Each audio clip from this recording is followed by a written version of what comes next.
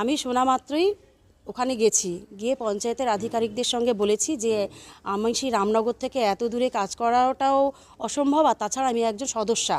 বারবার করে এটা ওদেরকে আমি জানিয়েছি, একবার নয় বেশ কয়েকবার। টিএমসি বেশ কয়েকবার আমি এটা জানিয়েছি, কিন্তু তারা এটা কোনো কর্ণপাত করেননি, তারা গুরুত্বই দেননি, বলেছেন যে আপনি করুন, ও কোনো অসুবিধা নেই, আপনাকে করতে হবে। দেবী হালদার 94 ছিল, আমি তার যা হিসাবে করে দিয়েছি। কারণ 94 পার্টে যে ছিলেন মানে সোমা সেন, ওনার নামে একটা কমপ্লেন এসেছিলো। আসলে তখন উপর থেকে বলা হলো যে দেবী হালদারের নামে অ্যাপয়েন্টমেন্ট লেটার দিয়ে করা হোক। আসলে এরা জানে যে মৃত ভুয়ো ভোটার যদি বাদ যায়, তৃণমূলের পক্ষে আগামী নির্বাচনে ফিরে আসা আর কখনো সম্ভব নয়। বারুইপুর পূর্ব বিধানসভার হাড়দহ অঞ্চলে 94 নম্বর বুথ, যে বুথের দায়িত্বপ্রাপ্ত বিএলও ছিলেন সোমা সেন। সোমা সেন অভিযোগক্রমে প্রমাণিত হন যে তিনি তৃণমূলের পঞ্চায়েত সদস্যা। এর ফলে দায়িত্ব পড়ে দেবী হালদার আইসিডিএস কর্মী। তার উপরে দেবী হালদার অসুস্থ থাকায় তার কাজ তার পরিবারের আরেক সদস্যা, যিনিও 96 নম্বর বুথের বিএলও রমা হালদার, তিনি সামলাতে গিয়ে তিনি দায়িত্ব পালন করছেন দেবী হালদারের হয়ে, যার ফলে বিজেপির কোনো বিএলএ 2 কাজ করতে পারছে না, ওনারাও ডাকছেন না। তাহলে আমলারা জেনে শুনে কি এই সমস্ত তৃণমূল ক্যাডারদের উদ্দেশ্যমূলকভাবে নিয়োগ করে এসআইআর প্রক্রিয়াটা পশ্চিমবঙ্গে ভণ্ডুল করতে চাচ্ছেন? এই প্রশ্ন এখন তো উঠবেই।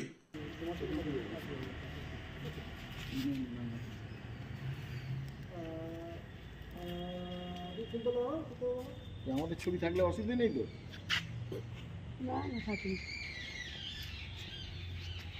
আমি যখন এই দায়িত্বটা পেয়েছি, আমাকে দেয়া হয়েছে, আমার বাড়ি রামনগর, কিন্তু হাড়দা জিপিতে আমার, যেহেতু আমি হাড়দা জিপির আন্ডারে আইসিডিএস কর্মী, তাই আমাকে ওই জিপি থেকে এই নিয়োগপত্রটা দেয়া হয়েছে। আমি শোনা মাত্রই ওখানে গেছি, গিয়ে পঞ্চায়েতের আধিকারিকদের সঙ্গে বলেছি যে আমি সেই রামনগর থেকে এত দূরে কাজ করাটাও অসম্ভব, আর তাছাড়া আমি একজন সদস্যা। বারবার করে এটা ওদেরকে আমি জানিয়েছি, একবার নয় বেশ কয়েকবার। টিএমসি বেশ কয়েকবার আমি এটা জানিয়েছি, কিন্তু তারা এটা কোনো কর্ণপাত করেননি, তারা গুরুত্বই দেননি, বলেছেন যে আপনি করুন, ও কোনো অসুবিধা নেই, আপনাকে করতে হবে, ইলেকশন কমিশনের থেকে এসছে, এটা আপনাকে করতে হবে। এবারে আমি তখন আবার এসে আমার প্রধান সাহেব, রামনগর 2-এর প্রধান সাহেবকে আমি ব্যাপারটা জানাই, দাদা আমাকে এরকম নিয়োগপত্র দিয়েছেন, আমি কি করব, আমি তো এভাবে কাজ করতে পারবো না, তাছাড়া আমি সদস্য, এরকম বারবার বলেছি। উনি সঙ্গে সঙ্গে আমার সামনে দাঁড়িয়েই বিডিওকে ফোন করেছেন, আমি সেখানে উপস্থিত ছিলাম। উনি বলাতে বিডিও সাহেব বলেছেন যে ও কিছু অসুবিধা নেই, কিছু করার নেই, এখন করতে হবে কাজটা। এরপরে আমি আর বিডিও সাহেব যেখানে বলে দিয়েছেন, প্রধান সাহেব বললেন কি করা যাবে, আর করতে হবে বলছে। কতদিন কাজ করেছেন আপনি? আমি 25 দিন মতো কাজ করেছি। আচ্ছা, 25 দিন কাজ করেছেন। পরবর্তী সময় কি কোনো অবজেকশন? হ্যাঁ, আমি কাজ করছি এলাকায়, তবে আমি পাওয়ার পরে খুব নিষ্ঠাভাবে সততার সঙ্গে আমি কাজ করে গেছি।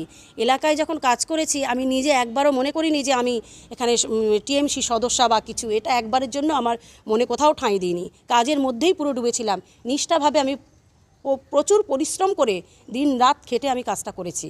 তারপরে যখন একটা কমপ্লেন এলো, আমি শুনলাম যে কমপ্লেন এসছে একটা, সেই কমপ্লেনটাও কিন্তু আমি আমার আধিকারিকদেরকে জানাই, হাড়দা জিপির আধিকারিক যারা ছিলেন তাদেরকেও জানাই, তারাও তখন কিন্তু এটাতে কোনো কর্ণপাত করেননি। আর তারা শুধুই বলেই গিয়েছেন যে কাজ করে যান, আপনি কাজ করুন। পরবর্তী সময় আপনি কি বিডিও অফিসে বা কাউকে জানিয়েছেন বিষয়টাকে যে এরকম? না, বিডিও অফিসে আমি জানাইনি, আমি আমার আধিকারিক যারা আমাকে এটা দিয়েছে আমি তাদেরকে জানিয়েছি। আমাকে তো কেউ একবারও বলেনি যে আপনি কোথাও লিখিত দিন বা কাউকে জানান বা কিছু, কেউ বলেনি এটা।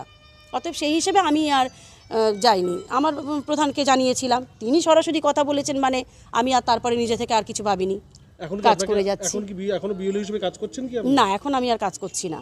আচ্ছা, আপনার পরিবর্তে হ্যাঁ, অন্য একজন দিদিমণিকে দিয়েছেন, তাকে সব আমি হ্যান্ডওভার করে দিয়েছি।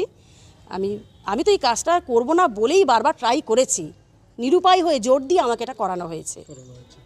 বলে কি মনে করছেন যে এটা নির্বাচন কমিশনের বা পঞ্চায়েতের এদেরই গাফিলতি?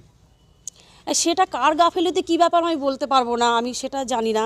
আমি আমার জায়গায় কাজ করে গেছি, সবাইকে এভাবে জানিয়েছি, আমাকে তারা যেভাবে ইনস্ট্রাকশন দিয়েছেন আমি কাজ করে গেছি। তাহলে কি এক প্রকার কি জোর করেই আপনাদের কি? অবশ্যই জোর করে, তো অবশ্যই কাজটা করতে হবে। যেহেতু অর্ডার এটা এসছে কি পঞ্চায়েত এবং ব্লক থেকেই কি জোর করা হয়েছে? পঞ্চায়েত থেকে তো অবশ্যই, পঞ্চায়েত আধিকারিকদের তো প্রথমে আমি তো আমাকে যে নিয়োগপত্র দিয়েছেন আমি তো তার কাছেই আগে যাব, তাকেই তো জানাবো ব্যাপারটা। বিষয়টা বিডিও অফিসকেও তো জানানো হয়েছিল, হ্যাঁ বলছি সরাসরি আমার প্রধান সাহেবের দ্বারা জানানো হয়েছে। কিন্তু কোনো কাজে কিছু হয় না, সরাসরি উনি বলেছেন যে করতে হবে, কিছু করার নেই। আপনার কি নাম? আমার নাম রমা হালদার। আচ্ছা, আপনি কত নম্বর পার্টে বিএলও? আমি 137-96 নম্বর পার্টে, চেরাবি পার্টে। কোন পঞ্চায়েত? হারদা গ্রাম পঞ্চায়েত। আচ্ছা, আপনাদের এখানে 94 পার্টের আপনি ওখানে সহযোগী হিসেবে কাজ করছেন দেবী হ্যাঁ হালদারে? হ্যাঁ, দেবী হালদার 94 ছিল, আমি তার যা হিসাবে করে দিয়েছি। আচ্ছা, কেন কাজ করেছেন কেন আপনি? কারণ 94 পার্টে যে ছিলেন মানে সোমা সেন, ওনার নামে একটা কমপ্লেন এসেছিল। আসলে তখন উপর থেকে বলা হলো যে দেবী হালদারের নামে অ্যাপয়েন্টমেন্ট লেটার দিয়ে করা হোক। ওই জন্য দেবী হালদারের নামে অ্যাপয়েন্টমেন্ট লেটার, ওনার নামে 4 তারিখ না 5 তারিখে অ্যাপয়েন্টমেন্ট লেটার দিয়েছিলেন। দিলে আমাকে বলা হলো যে আপনিও কাজ করুন ওরা হয়ে। এই হলো ব্যাপার। কিন্তু দেবী হালদার কাজ দেবী হালদার করবে, আপনার কাজ আপনি না, করবেন। উনি এই বিষয়ে বোঝেন না, আর অসুস্থ ছিলেন, এইভাবে করা হয়েছে যে উনি অসুস্থ, আমি তার হয়ে কাজ করেছি। কাজ করেছেন। আর সোমা হালদারের সোমা সেনের হচ্ছে আপনার বাতিল হয়েছে পঞ্চায়েতের মেম্বার হওয়ার কারণে। আমরা ওটাই শুনেছি, ব্যাপারটা কমপ্লেন মনে হয় এলাকা থেকে করেছে কি না জানি না, তবে আমি শুনলাম যে ওর কমপ্লেন এসছে যে দিদি আপনি করে দিন ওনার হয়ে, এই হয় ব্যাপার। মানে দেবী হালদারের নামে অ্যাপয়েন্টমেন্ট লেটার ও দিয়েছে, যেটা সত্যি কথা। আর আমাকে বললেন যে দিদি আপনি তো বোঝেন, তা আপনি ওনার হয়ে কাজগুলো করে নিন। সোমা সেন অলরেডি অনেক কাজ করে নিয়েছে, আর ওর উপরে তো ওর হেডলাইনে ওরও নাম আছে যে সোমা সেন, ওর কন্ট্যাক্ট নাম্বারও আছে। এই হলো ব্যাপার। এখন কাজ অনেকটাই আপনারা এখন করছেন তাহলে? হ্যাঁ হ্যাঁ, যেগুলো ডিউ আছে সেগুলোও করা হচ্ছে, এখন চলছে। না, আপনার কাজটাও করছেন? হ্যাঁ, হ্যাঁ, 96 পার্ট করছেন? হ্যাঁ 94 অবশ্যই। মানে মানে একাই দুটো পার্টের কাজ করছেন? না, আমাদের অনেকে সাহায্য করে, আমরা হয়তো ধরুন এই তুলে আনার ব্যাপারগুলো সেগুলো চেকিং করি। আমরা হয়তো কাউকে বললাম, যারা এলাকার লোক আছে যারা বেশি জানে তাদেরকে বললাম ওই বাড়ির এগুলো বাকি আছে। ধরুন আমার একটা এলাকায় তো সবাইকে চেনা সম্ভব না, বিএলএ আছে, এবার বিএলএরা তুলে এনে দিচ্ছে, আবার আমরা তো সেগুলো দেখছি যে হ্যাঁ সেটা অরিজিনাল কিনা, সে ডেট বলে এনে দেবে, আমি আবার ইনকোয়ারি করবো না, না সে ডেট নয়, সেটা নয়, তারা তুলে এনে দিচ্ছে, তারা আমাদের সঙ্গে থাকছে, তারা তো বেশি জানে আমাদের চেয়ে। এই হলো ব্যাপার, যার জন্য কাজটা তুলতে পেরেছি। এর প্রক্রিয়া যখন থেকে শুরু হয়েছিল আমাদের নির্দিষ্ট দাবি ছিল যে মৃত ভুয়ো ভোটার বাদ দিতে হবে। আমরা এর আগে একাধিকবার লিস্ট জমা করেছিলাম, কোনো মৃত ভোটার তারপরেও বাদ যায়নি। তাই আমাদের মূল দাবি ছিল যে মানুষকে, নাগরিককে হয়রানি না করে মৃত ভুয়ো ভোটার বাদ দিতে হবে। বিজেপি চাইছিল যে প্রকৃত কিছু বৈধ ভোটার বাদ দিতে, গোলযোগ তৈরি করা, আর তৃণমূল চাইছিল মৃত ভুয়ো ভোটার রেখে দিতে হবে। সেই উদ্দেশ্যে তাদের সুপ্রিমো থেকে তলা পর্যন্ত বিভিন্ন পঞ্চায়েত প্রশাসন, ব্লক প্রশাসনকে কাজে লাগিয়ে এই প্রক্রিয়ার মধ্যে কাজে লাগাচ্ছিল। বিএলও যারা হয়েছিল নির্দিষ্টভাবে আমরা অভিযোগ জানিয়েছিলাম, পঞ্চায়েত সদস্য বিএলও, অভিযোগের পরে পরিবর্তন হলো। তারপরে দেখা গেল হরদা বুথে দেখুন না 94 নম্বর বাড়িপুর পূর্ব সোমা সেন যিনি পঞ্চায়েত সদস্য ছিলেন, তার পরিবর্তে যাকে বিএলও করা হলো তিনি একজন অসুস্থ, তার পরিবর্তে অন্যজন কাজ করছে। এই একটা বুথ নয়, অসংখ্য বুথে এইরকম বিএলওদেরকে নিয়ে তৃণমূলের পঞ্চায়েত সদস্যরা জবরদস্তি কাজ করানো হচ্ছে। কোথাও বলছে 100% এনুমেরেশন ফর্ম ডিস্ট্রিবিউট করতে হবে, যে ভোটারদের কোনো ট্রেস নেই, ভোটারদের কোনো ট্রেস পাওয়া যাচ্ছে না, তাদের নির্দিষ্ট বুথে বাড়ি নেই, তাদের ফর্মও ডিস্ট্রিবিউট করতে বাধ্য করছে। নির্দিষ্ট তারা এই পঞ্চায়েতের সদস্য তারা ফর্ম নিয়ে নিচ্ছে।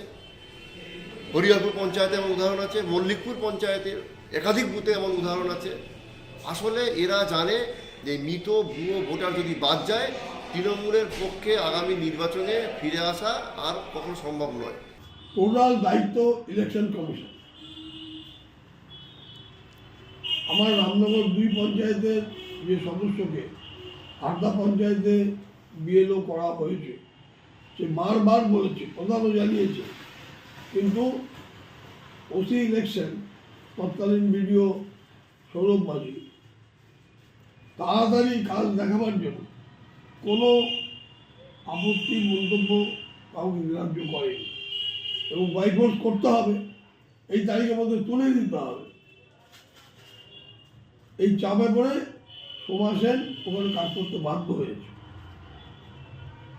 সেই লিখিত অভিযোগ ডিএমের কাছে পাঠিয়েছে, প্রপার তদন্ত হোক। অনিচ্ছাকৃতভাবে